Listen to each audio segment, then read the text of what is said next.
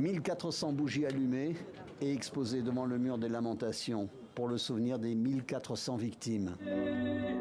Ici, devant l'endroit le plus saint du judaïsme, la prière des morts, les psaumes et les chants accompagnent le recueillement. Deux de mes frères, Gideon et Aviad, ont été assassinés lors de la rave party près de Raïn. Deux ont survécu. Nous n'avons pas d'autre moyen de leur rendre hommage qu'avec des prières, en allumant des bougies et en les portant dans notre cœur. Une quarantaine de familles, de personnes tuées sont présentes, beaucoup d'anonymes également.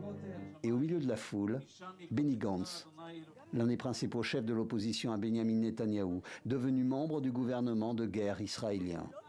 La tradition juive prévoit une série de rituels pour le deuil, dont le 4e stade se termine aujourd'hui, au 30e jour. Des bougies pour les morts et des lits.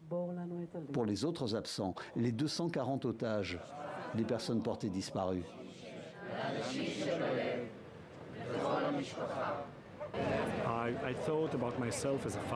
J'ai pensé à moi en tant que père, à ce que je ferais si je devais parler à un lit vide. Et j'ai décidé de faire venir une centaine d'acteurs du Théâtre National pour raconter une histoire empreinte de tristesse avant que les enfants ne s'endorment. Mais ce soir, c'est devant un lit vide.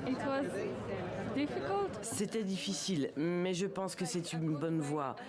C'est une bonne chose pour moi de vivre ces émotions à travers des textes que je connais et que j'aime, et de me connecter à travers la musique. Une connexion avec les disparus qui passe également par l'image et les photos des 240 otages détenus dans la bande de Gaza. Portraits projetés sur les murs de la vieille ville.